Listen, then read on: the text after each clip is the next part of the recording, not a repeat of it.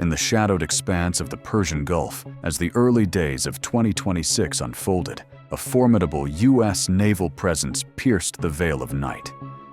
The USS Abraham Lincoln, a colossal 97,000-ton aircraft carrier, spearheaded the formation, its decks alive with primed fighter jets, locked missiles, and a vigilant crew, while broader U.S. forces stood ready in the Arabian Sea to safeguard vital interests amid rising regional uncertainties. 3,000 miles distant, in the heart of Tehran, Supreme Leader Ayatollah Ali Khamenei issued a stark warning: the Americans should know that if they start a war, this time it will be a regional war.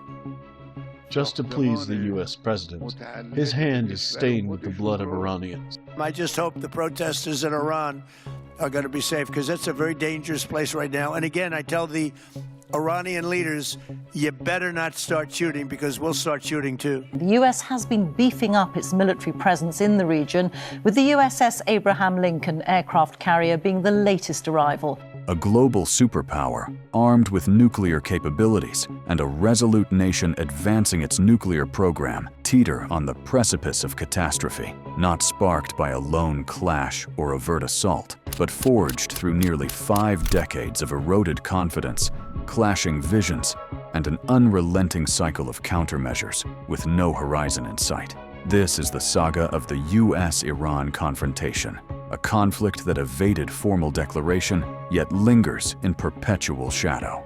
And in these fraught times, the specter of direct engagement looms larger than it has in years. This is not a traditional war with clear battle lines or surrender ceremonies. Instead, it is a shadow war, a struggle for influence, ideology, and survival in one of the world's most strategically vital regions, the Middle East. Today, tensions are escalating, armadas are moving, nuclear programs are accelerating, and the world watches, wondering, is this a calculated game of chess or the prelude to catastrophe? This is the story of how 2 nations became enemies, and why that enmity could reshape our world.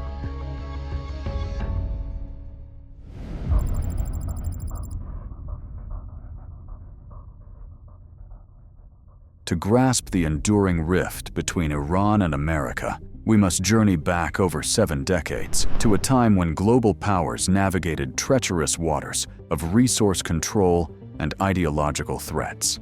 In the early 1950s, Iran stood at a crossroads, its vast oil reserves, a lifeline for the nation, drawing intense international scrutiny. Prime Minister Mohammad Mossadegh, a charismatic nationalist revered by many, dared to seize the moment. In 1951, he nationalized Iran's oil industry, wresting it from foreign dominance that had long siphoned profits abroad, igniting a firestorm of diplomatic brinkmanship.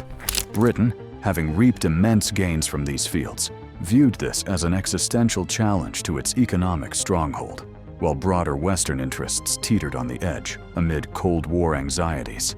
The entire standard of living that people in England enjoyed was supported by oil from Iran. All the trucks and jeeps in Britain were being run on Iran oil. Factories all over Britain were being fueled by oil from Iran. The Royal Navy. As negotiations faltered and tensions escalated to a boiling point, a shadowy alliance formed in the corridors of power. By 1953, the United States and Britain, driven by strategic imperatives to safeguard vital resources and counter perceived communist encroachments, launched a clandestine endeavor known as Operation Ajax. CIA operatives, in concert with MI6, orchestrated a high-stakes campaign, deploying propaganda to sow doubt, channeling funds to influence key figures, and fueling staged unrest that painted Mossadegh as a precarious force amid mounting instability. In the sweltering heat of August 1953, the operation reached its climax. Mossadegh was toppled in a whirlwind of events, his grip on power shattered. Rising from the turmoil was Mohammad Reza Pahlavi, the Shah, a modernizing leader, aligned with Western visions, open to international partnerships in oil and beyond. For the ensuing 26 years, he steered Iran with resolute authority, bolstered by U.S. security assistance and intelligence collaboration as the nation balanced on the knife edge of progress and peril.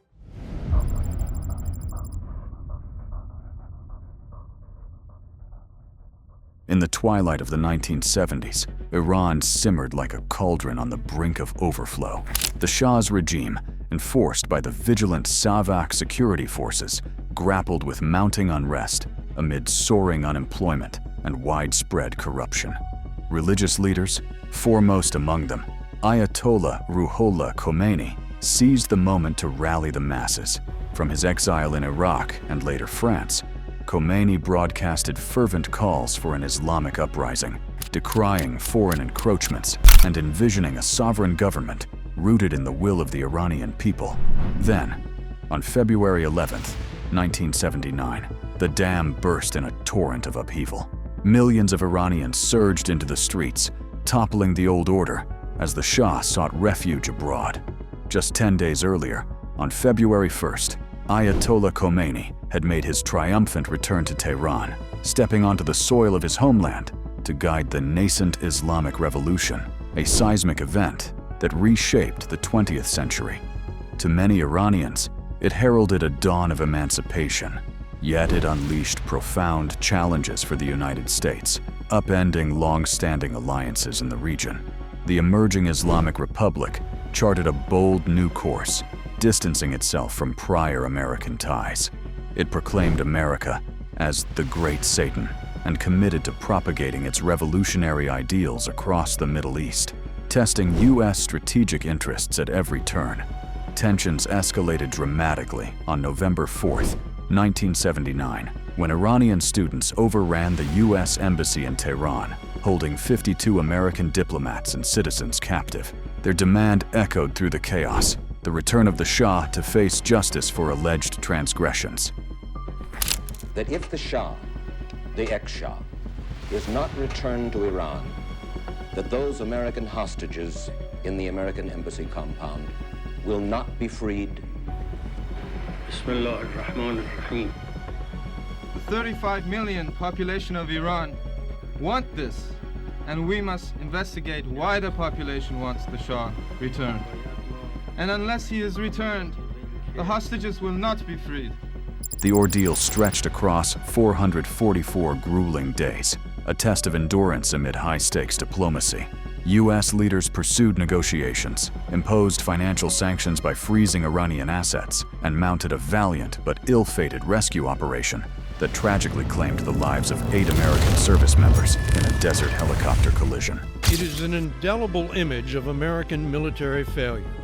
The wreckage of the disastrous attempt to rescue American hostages from Iran. 53 Americans were being held hostage by Iranians who seized the U.S. Embassy in Tehran. Freedom came at last on January 20th, 1981, the precise moment Ronald Reagan assumed the presidency, yet the rupture proved enduring.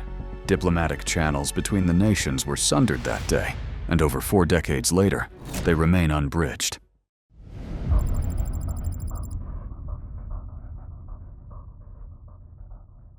With diplomatic channels closed, the United States and Iran entered a new phase, indirect confrontation. In the fateful dawn of September 1980, Saddam Hussein, gripped by visions of encroaching peril, propelled Iraq into a daring invasion of Iran. Ayatollah Khomeini had ignited the flames by exhorting Iraq's Shia masses to topple the Ba'athist regime, a revolutionary spark that Hussein viewed as an unrelenting menace to his sovereignty. In response, he unleashed a ferocious onslaught, shattering the fragile peace along their shared borders. For 8 harrowing years, the Iran-Iraq War surged like an unstoppable tempest.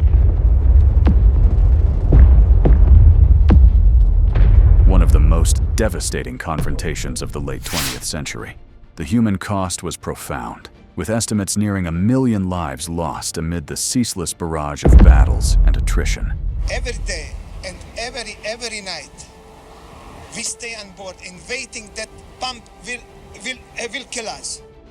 Yet, a pivotal revelation often overlooked in the annals of history, in a calculated effort to preserve equilibrium amid rising tensions. The United States extended discreet assistance to Iraq, furnishing critical intelligence and resources to fortify its stance against an escalating adversary. In the shadow of a revolutionary storm sweeping from Iran, threatening to engulf the region in ideological fervor, the Reagan administration made a calculated move, extending vital military intelligence, dual-use technologies, and substantial economic aid to Saddam Hussein's Iraq to stem the tide. This strategic alliance, forged amid the brutal grind of the Iran-Iraq War, aimed to preserve stability against an expanding threat. Yet, even as reports emerged of Iraq deploying chemical weapons, inflicting horrific casualties on thousands of Iranian troops and civilians, the initial U.S. response remained restrained, with public condemnation only surfacing in 1984 amid growing evidence. The international community, too, voiced concerns through UN investigations that confirmed the violations. But the outcry proved fragmented and ineffective, failing to halt the flow of support. Iran, caught in a vortex of isolation and relentless bloodshed, emerged scarred and resolute, absorbing a harsh geopolitical reality that global powers, in their quest to contain revolutionary upheaval, would rally behind unlikely allies to safeguard broader interests. However, Iran drew a different lesson from this conflict. It was impossible to overcome the United States through conventional warfare, given America's overwhelming superiority in military technology, along with its vast fleets of aircraft, naval vessels, and troops. As a result, Iran developed an alternative approach. Instead of building aircraft carriers, Iran built networks. Instead of training pilots, Iran trained proxies. Over the next decades, Iran would invest in armed groups across the Middle East, organizations that could project Iranian power without risking Iranian soldiers. Hezbollah in Lebanon, the Popular Mobilization Forces in Iraq, Hamas in Gaza, the Houthis in Yemen. These groups became Iran's arms of influence, what some call the axis of resistance. They didn't need to defeat America. They only needed to make the region more expensive for America to control. They only needed to create chaos and instability that would cost American lives and American money. For Iran, this was asymmetric warfare, the poor man's superpower strategy.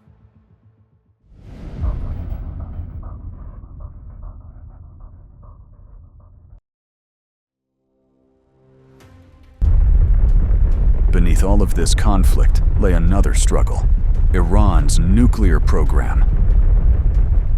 Iran has always maintained that its nuclear program is purely for civilian energy, but the international community, led by America and Israel, viewed Iran's nuclear program with deep suspicion. If Iran developed nuclear weapons, they argued, it would destabilize the Middle East. It would embolden Iran's regional ambitions. It would threaten Israel. For 2 decades, Iran and the West played a game of nuclear poker. Iran advanced its enrichment program. The West imposed sanctions. Negotiations went nowhere. Then, in 2015, something remarkable happened. After years of negotiation, to December of 2015, when Iran agreed to a long-term deal on its nuclear program with world powers, including the US, the UK, France, and Germany. The landmark agreement was signed by Iran and 6 other nations in 2015.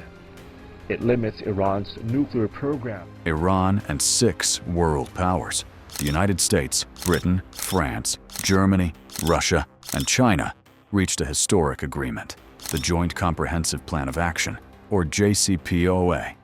Under the JCPOA, Iran agreed to limit uranium enrichment to 3.67% purity, far below weapons grade, reduce its uranium stockpile by 97%, allow international inspectors daily access to its nuclear facilities, convert its heavy water reactor to prevent plutonium production. In return, the West would lift economic sanctions that had crippled Iran's economy. For a moment, it seemed the shadow war might end.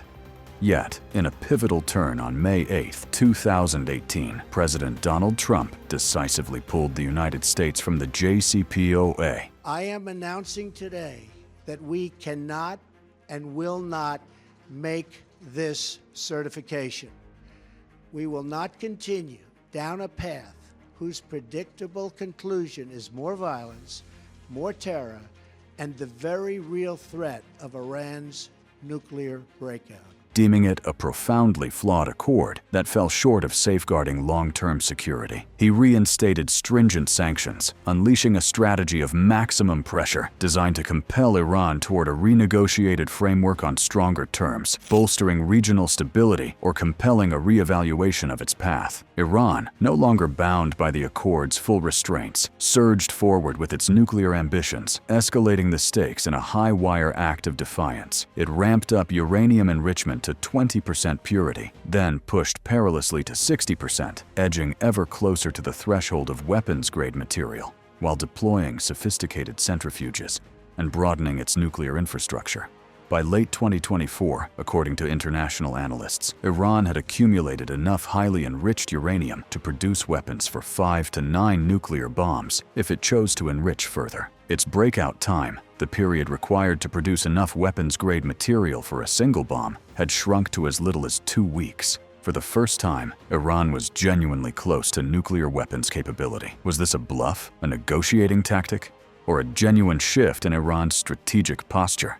The world was not sure, but the danger was real.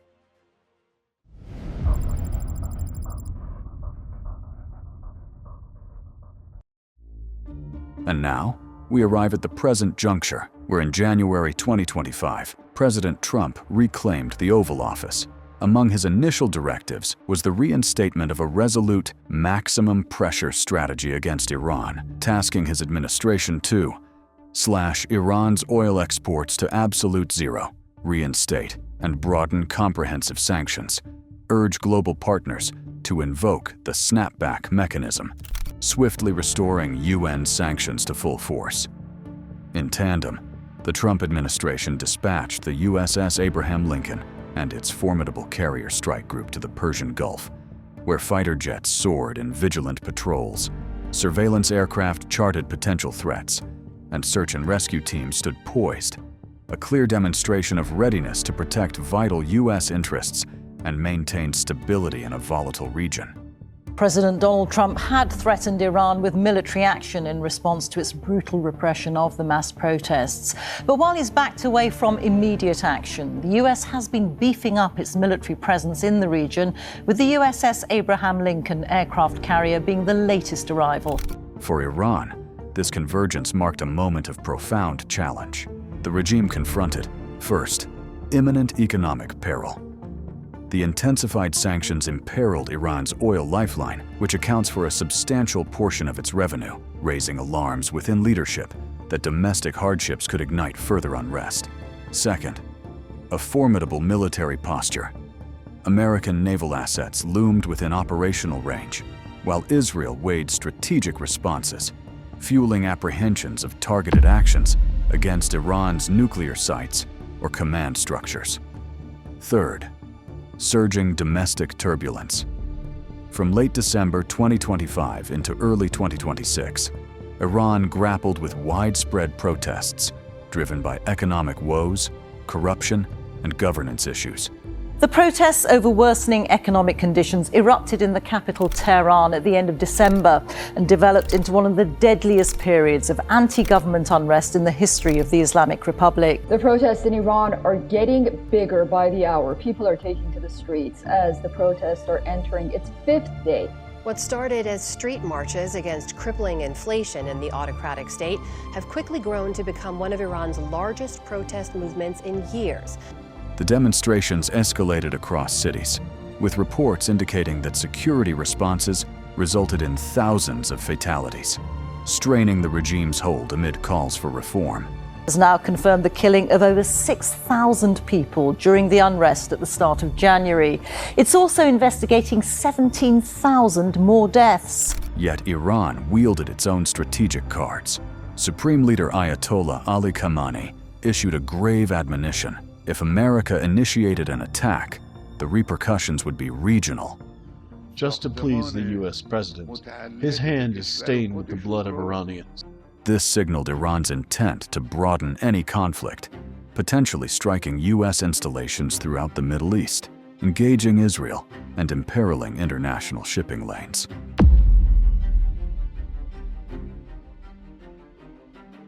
At the heart of this peril lies the Strait of Hormuz, a slender gateway channeling nearly 20% of global oil supplies, some 21 million barrels daily, constricted to a mere 21 miles at its tightest.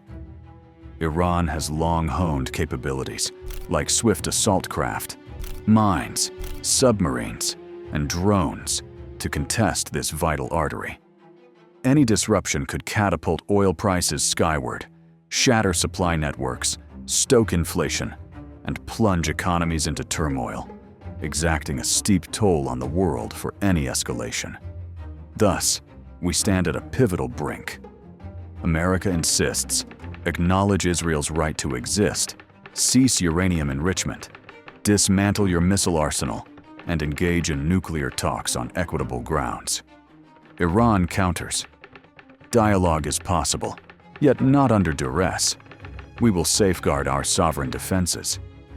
Neither yields, as preparations unfold for contingencies, from precision operations to broader confrontations. Israel deliberates its defenses, while allies like Saudi Arabia and the UAE weigh the risks of facilitating access, wary of the fallout.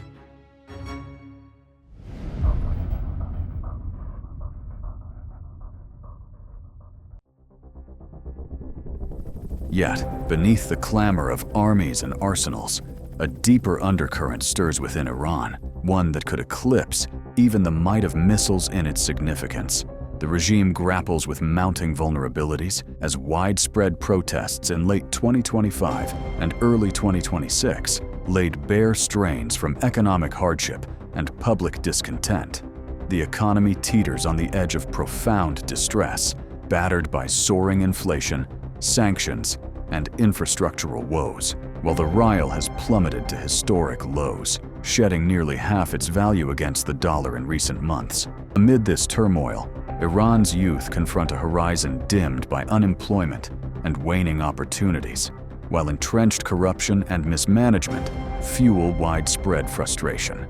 Though security forces wield formidable strength, sustaining indefinite suppression over a restive populace tests the limits of control. In this high-stakes arena, the United States anchors its strategy on a reinvigorated maximum pressure approach, intensifying sanctions to compel Iran toward negotiations that safeguard regional stability, curb nuclear ambitions, and diminish support for destabilizing activities, potentially fostering internal shifts toward a more cooperative governance. The calculus hinges on escalating economic strains, sparking renewed unrest, eroding cohesion within the military, and paving the way for a leadership more aligned with international norms. Yet this calculated path treads a razor's edge. An internal upheaval, if ignited, could unleash forces far more volatile than conventional conflict, while a cornered regime might unleash a fierce, all-encompassing retaliation in its final throes. For 45 years, the United States and Iran have been engaged in ongoing tensions. During this period, thousands have lost their lives, millions have endured hardships, economies have faced challenges, and the Middle East has experienced instability. The question now is whether this shadow war continues to simmer indefinitely, or whether it explodes into something far worse. The world is watching, and the stakes have never been higher. What you've just watched isn't an isolated confrontation. It's one front in a much larger struggle for power, because while tensions rise between Washington and Tehran, another doctrine, older, quieter, and increasingly relevant, is being reactivated closer to home. As the United States prepares for global conflict, it is also reinforcing its own hemisphere. In the coming episodes of Geopolitical Files, we examine the Monroe Doctrine, America's hemispheric fortress in 2026, why a 19th century policy is shaping 21st century strategy, how rivals are testing U.S. influence in Latin America and the Caribbean. This isn't history, it's strategy. If you want to understand the doctrines guiding decisions before they're openly declared, subscribe now. Because in geopolitics, the most important moves happen long before the first shot is fired. This is Geopolitical Files. Stay vigilant.